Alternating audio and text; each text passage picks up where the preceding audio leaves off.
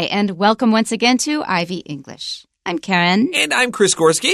Today is February 7th, and today we're going to have a very delicious article. Yeah, I'm a fan of our food today. We're talking about the science behind popcorn, although I think the Chinese is really direct here. It's like, why does popcorn pop? Like, I like that. It's very Explode, direct. yeah. Explode, boom. Yeah, I guess I am fond of popcorn, but I probably haven't eaten it for like 10 years. It's really odd that you say that because I went for a very long time without eating popcorn too. Even when I went to the movies, I'm like, I don't want to pay for this. Even in Taiwan, where prices are cheap at the movie theater, I'm just going to say it, they're cheap.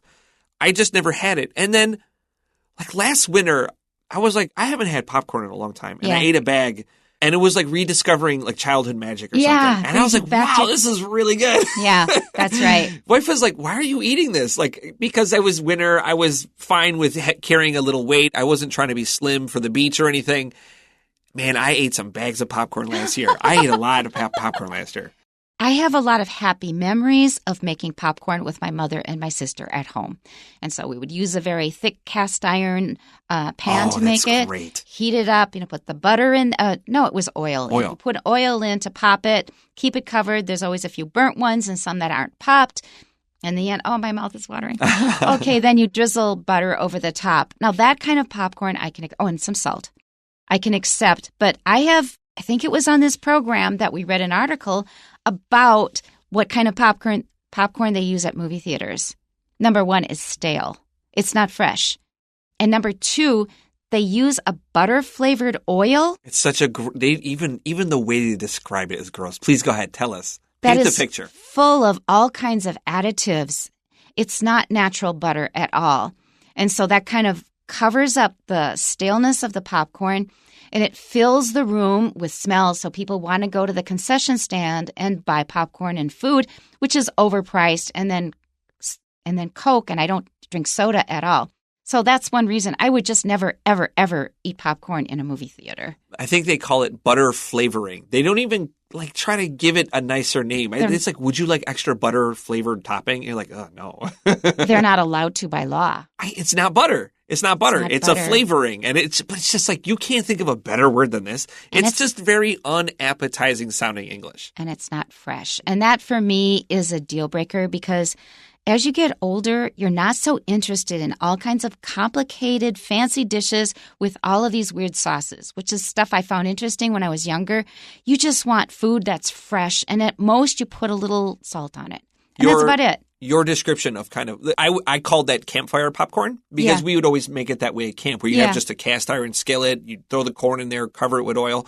That's such a satisfying treat. That is a satisfying treat. That really is. But when I think back on it, the part that makes me feel so good is the connection with my sister and my mother. It's one of those foods that's just as fun to make as it is to eat. Like there's a lot of food, like you just open it and eat it thoughtlessly. But there's a bit of a process to making homemade popcorn, and it is very satisfying. I am with you with this. And you've got that steam coming out of the pan when you open the cover. Anticipation built in. And it tastes so good. Oh, my mouth is watering again. Let's get to our article. So that is the experience of real popcorn, and I'm all for that. But personally, I would never buy popcorn at a movie theater. I also do not buy it in bags when they've already added syrups, kinds of flavorings. I would stay away from that. Make your own if you have to make it. And absolutely do not use a microwave. Don't use those ready-made popcorn pans. The Jiffy Pop, right? That's what it's called. Never, ever use it. Those are really bad for you. All right, let's go back to our article. The science behind popcorn. It's a natural treat loved by people around the world. For a lot of moviegoers, a night out at the cinema wouldn't be the same without it. Many adults and kids also delight in making it at home to snack on. After all, it's hard not to love a food that explodes.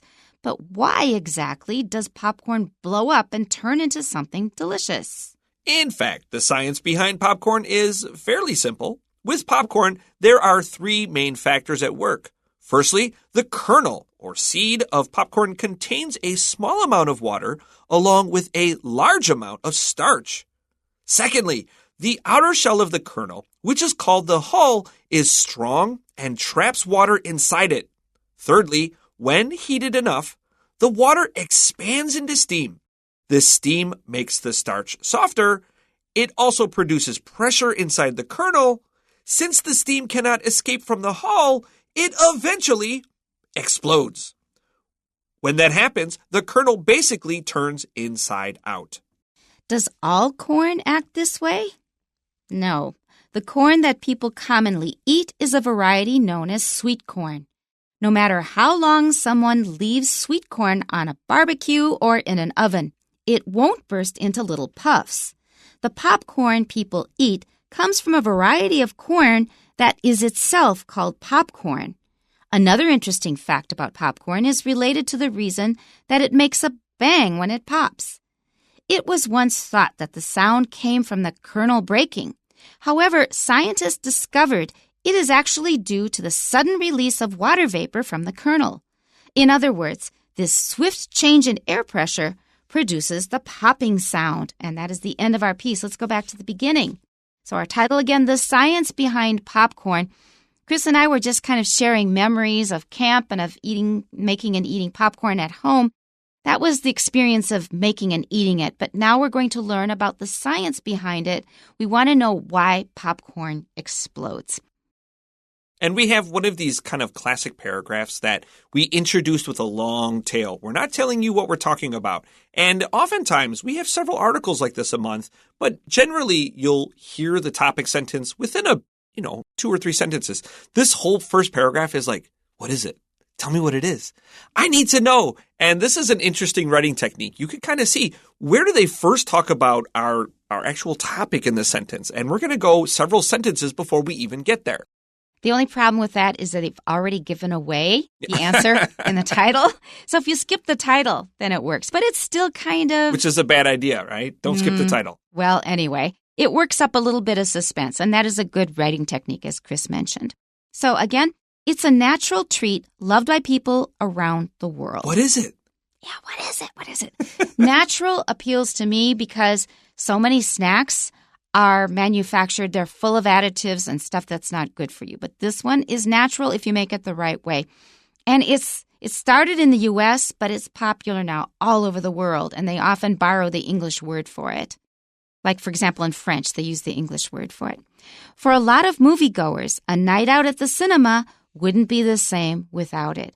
And cinema definitely means a movie theater, but we generally don't say it in the U.S. If you say, I'm going to the cinema tonight, You feel a little fancy. In fact, fancy. Speaking of borrowing, the French borrowing words, cinema is directly from French. So there you go. And the Brits use it. So it's a really common word in British English, but we hardly use it in American English. And if you try to use British vocabulary, or even worse, a British accent, people are going to kind of look at you like, what's wrong with you? Like you're trying to show off and you're not doing a good job of it anyway. Okay, actually, I did that once when I was little and my father said, stop talking in such an affected way. Okay, so if you go to the movies, a lot of people just assume, of course, you're getting popcorn and probably soda. Many adults and kids also delight in making it at home to snack on. And that's what kind of called up all kinds of memories for me and then again for Chris, because that's the way we remember it. I think that young people now, they generally remember Jiffy Pop if they make it at home, but we made it really from scratch, and it's not that hard to make. I was a huge fan of Jiffy Pop as a kid, and I agree it's kind of gross today, but we were poor, and so Jiffy Pop was the more expensive variety of popcorn, and so really? we often handmade it. If we had Jiffy Pop like once, and I thought it was like the greatest thing on earth. Like, wow, it's just like a pan you smash on there and it pops by itself. This is the greatest invention of all time. But Jiffy Pop, like old school, it's been around a long time. Since I was a kid. Right. And that was a long time ago. But they did a really good job of marketing it. Yeah. And on making it look really fancy in the TV commercials, because here they have you shake, shake, shake over the burner. We didn't use a microwave back then. Microwaves weren't yet popular. But you're doing this slow little shake, shake, shake over the burner. It's got a wonderful sound to it. And then it slowly expands into a great big aluminum foil bubble. And then they cut it into a star at the top. And that looks so beautiful. You're peeling back it open, yes. The points of the star. They really did a great job of marketing in that commercial. Hear, hear. But we still did not get Jiffy Pop. We made it ourselves, thank goodness. Did you make a popcorn garland at any point? Yes, we did. That's something that I feel has disappeared. A popcorn garland was a thing even when I was a kid, but we only did it a few times. You'd often hear it referenced. Garland is the stuff you hang like Christmas time, Christmas lights, and today you buy kind of like plastic garland, and it's very colorful and shiny, and you could get it really cheap at many stationery stores in Taiwan. But popcorn was like the thing you would hang around your house, obviously unsalted and unbuttered. Exactly. I was going to add that. You just take a needle and thread, and you just thread the popcorn onto the needle and thread. And then when you've run out of thread, you just tie a knot at the end and you can hang it up. You can put these on a Christmas tree. You often put them on the Christmas tree. And you can also use them as leis. You can hang them around your neck if you make it into a circle. Another thing we would do with popcorn is mix it with some sugar that's cooked into syrup and make popcorn balls. Right. So all of those, it's really a big part of our culture that came to us from the Native Americans. So adults and kids alike, they delight in. It means it makes us really happy to snack on it at home. And we still don't know what we're talking about. Yeah, although we've given it away many times. After all, it's hard not to love a food that explodes. I need to know what this magic food is. But by the time you say it explodes, now we probably have a good inkling of what's coming. But why exactly does popcorn blow up and turn into something delicious? Finally. Great reveal. The great reveal. We finally know what food we're talking about, assuming we ignore the title. And then everything else we've said since then. That's right. All right, let's go to our next sentence. In fact, the science behind popcorn is fairly simple. This is a very straightforward sentence. So if you're wondering what in the world makes this food explode, we're telling you that there is a science to it, but it is not hard to understand. With popcorn, there are three main factors at work. And that is the perfect number for writing. For anything you're writing, if you have to create a list of something, try to make it a list of 3 because it has a natural balance like a tripod. It won't fall over. If it's just 2, it'll fall over. If it's just 1, it's not a list. But the minute you go over 3, you start forgetting. We can remember 3 items much better, and they have this wonderful balance that we love when we're writing and reading. Let's continue. Firstly, the kernel or seed of popcorn contains a small amount of water along with a large amount of starch. Now, first of all, the word kernel is pronounced the same as a rank in the military, which is spelled C-O-L-O-N-E-L. C-O-L-O-N-E-L, colonel. That is a rank in the military, and it does not look at all like this word, and there's no R in it, but it is also pronounced colonel in American English. It's different in British English. So the kernel, this is what we call the little seed of popcorn, and since it's very hard, we don't normally see inside to find out what is inside. And we now know what it is. We have some water in there, not very much, and then a lot of starch because corn is actually very starchy. We need to spend a moment on this word kernel. Of course, just like Karen said, this is the little seed of popcorn. It's very hard on the outside. But kernel is actually a very old word for corn itself. Now, corn is native to the Americas, North America and South America, Mexico specifically. So what's weird here is that the British used the word corn before they ever saw what we call corn today. How is this possible? That's because long ago in the past, British English just said corn for any type of grain. Any kind of grain you would eat, it was just corn, corn, corn. So when they arrive in North America and Native Americans teach them how to plant corn, they're like, well, what's this food? Like, it's just a grain. Call it corn. It's just grain, grain, grain, anything you see. So how do we distinguish it from other grains? Well, you add Indian. So we called it Indian corn back then. That's right. That was the corn that Native Americans taught the Europeans to plant. There are actually a total of 6 major varieties of corn, but the one that Europeans learned to plant first from Native Americans was this really beautiful, colorful purple and red and blue corn. It's so lovely to look at, but it is rather hard. And so it doesn't expire. So even though it wasn't so easy to eat, it's honestly quite challenging to chew, it would last all winter. So it was a very good food to last you well into the cold months when nothing would grow. They would often grind it up into corn flour right. to make mush. Yeah, you have to cook it quite a long time. There are a lot of other corn dishes. But then in British English, they don't say corn so much now unless they're influenced by American, which they are sometimes. They call it maize, M-A-I-Z-E. M-A-I-Z-E, and that is from Spanish. And the word for corn in Spanish is maíz. So it came from Spanish. Please be careful of Indian corn. Today, that word is a little bit passé. It's a word that's kind of fallen out of fashion. It's currently encouraged to be called flint corn. But the reason it was called Indian corn, it's because this was the grain that the Native Americans or Indians taught us, and the Spanish originally thought they were in India or the West Indies. So that makes sense. And how popular is the term flint corn? Well, I can tell you I learned it just 15 minutes ago. To be fair, I learned it about an hour ago, too. Okay. So apparently it is not really that popular yet. People are just trying to get rid of words that we think are politically incorrect. Right. Calling Native Americans Indians is one example. Let's continue on. Secondly, the outer shell of the kernel, which is called the hull, is strong and traps water inside it. Hull has another meaning, like with ships, right? That's right. It's the outside of the boat, and it keeps the water out. This hull keeps the water in. Okay. All right. So the outer shell of the kernel, that part that was so hard that we were talking about, it is very strong, so the water stays inside. It doesn't evaporate quickly. Our next sentence begins, thirdly, when heated enough, the water expands into steam. And I remember seeing a cartoon animation of this process. You can see like these little drops of water. They're getting really active and moving around as they're being heated and then turning into steam, and boom, they explode. Let's continue. This steam makes the starch softer.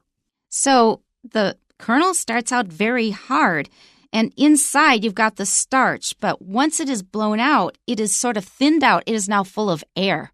And in that way, it becomes much softer. Okay, let's continue to our next sentence. It also produces pressure inside the kernel. We've kind of jumped ahead on that. So as you're heating it, the water starts to boil, it turns to steam, and then we're getting a lot of pressure because the water is now steam, and that's taking up more space. Since the steam cannot escape from the hull, it eventually explodes. Pop! We've described that a number of times now. Eventually means at some point. Slowly, the time is going to come, boom. When that happens, the kernel basically turns inside out. I think that's really cute. I think so, too. I think that's a really interesting way to explain it, too, because it just flips on itself. The outside becomes the inside. That's right. And it reminds me of a famous movie. It's called Inside Out. Oh, okay. Right. It's from Disney. Yes, from Pixar. It's a Pixar movie. Right. I highly recommend it because I'm somebody who almost never goes to the movies. I actually went to a theater to see that movie. And it's not just because the main character is from Minnesota. That's not the only reason. It's really, really a good, thoughtful movie. It will really make you think about how your brain works. All right, so our last paragraph. Does all corn act this way? So can you just buy any old corn, dry it out, and think that you can use it to make popcorn? The answer is in the next sentence. No. The corn that people commonly eat is a variety known as sweet corn. And there is a huge difference. So like Chris was describing earlier, so-called Indian corn or flint corn is very, very starchy and it gets very hard. But people have actually done a lot of hybridizing of corn. They have developed it so that it keeps certain qualities and gets rid of other qualities. And they increase the amount of sugar in the corn kernels. And sweet corn now is really, really sweet. You can eat it raw. It's like eating fruit. So it's funny that you mentioned this, that corn has been changed over time. And in fact, it's been changed so much that let's say humans went extinct tomorrow. One of the next things to go extinct would be corn. We've changed corn so much away from its original grass, which was what it was, into a plant that cannot fall off its own kernel, off its own cob itself. It cannot plant itself. It cannot reproduce by itself. Corn is now entirely dependent upon humans to dig a hole, pull it off the cob, and stick it in the ground. We go, then corn goes next. Oh, so they better take that seriously and be nice to us. Corn better make sure. I didn't know that. No matter how long someone leaves sweet corn on a barbecue or in an oven, it won't burst into little puffs. That sounds delicious. It does. The popcorn people eat comes from a variety of corn that is itself called popcorn. So that way you won't make a mistake. If you're going to buy corn to make popcorn, buy the variety that is labeled popcorn. Another interesting fact about popcorn is related to the reason that it makes a bang when it pops. So another thing that is interesting to know about popcorn has to do with that big bang it makes when it's time it comes and it pops open. It was once thought that the sound came from the kernel breaking. However, scientists discovered that it is actually due to the sudden release of water vapor from the kernel. I did not know this personally. It makes sense. Kind of this sudden explosion isn't the kernel making a sound, but rather its reaction in the air. It's almost like a sonic boom in many ways. Yeah, of this hot steam that was under pressure. In other words, this swift change in air pressure produces the popping sound, and that is a good thing to know. So, my mouth is still watering. I think we still have some questions to finish, though, before I can run and get some popcorn. Number 1, what is the second paragraph mainly about? A, how and where popcorn is grown. Has it told us where popcorn is grown? I mean, we talked about it, but it is not in the article. No, so A is not the right answer. B, why popcorn bursts open when heated. There's your answer. That's it. We've been talking about that a lot. C, the history behind a popular snack food. Now, we know that these are both going to be wrong answers because the answer is B. And D, why popcorn is so popular around the world. They kind of suggest it indirectly because it kind of makes our mouth water reading about it. Number 2, according to the passage, which part of the kernel prevents steam from flowing out? You have a little picture here, and you've got different parts of the kernel labeled A, B, C, and D, pointing to different parts of the kernel. We need to look for the part of the kernel on the outside, and that is called the hull. That's right. So the answer is letter D. Number 3, 4 students are in a group discussion. Which of the following statements is correct? A, in addition to popcorn, sweet corn can also pop. We have just discredited that idea. No. The answer is no, so it's the wrong answer. B, the corn kernel is mainly composed of the seed, starch, and flakes. That's a really flaky answer. No. C, many people enjoy eating popcorn while watching movies. And that's true. That's something of a cliche. Everybody knows that. So that's the correct answer. D, sweet corn also makes a popping sound when fried in hot oil. No, not generally. Okay. That is our last question, and Chris had a story for us. Well, it ties into our last question here. Many people enjoy eating popcorn while watching movies. And the question being begged here is why? And the answer is you have to dig back in a little bit of history. Now, number 1, like we talked earlier, that corn is mainly grown in the United States, and movies initially came out of the United States as well. And so you have a little bit of a confluence. You have a little bit of a tying together of different technologies and the way the United States was built that kind of led us into popcorn being a popular snack. Now, initially, movie theaters were the only places you can learn about the news or that you could watch cartoons. Watch cartoons, yeah, that's true, without having a radio, which initially was rather quite expensive. And so movie theaters were wonderful places to escape.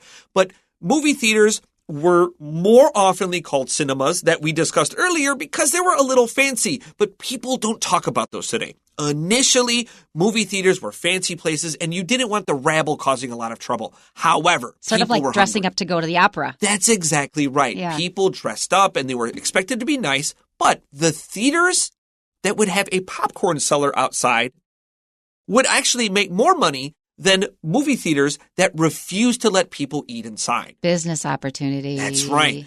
So these theaters that were letting people snack on popcorn outside were making more money, and so movie theaters were eventually won over. But again, this begs a question. Why were there popcorn people outside in the first place?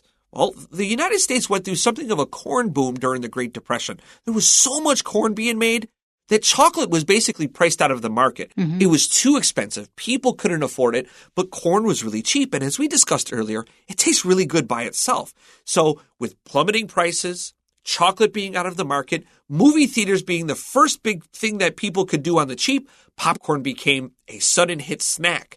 And then during World War II, right after the Great Depression, soldiers were shipped this cheap corn. They got addicted to it, and history was written. And I'm still wiping the saliva off my mouth. Let's wrap this up. Okay, so I hope that's given you some new insights into popcorn and maybe has made you hungry. Tune in next time. We'll see you then. Bye-bye. Bye-bye.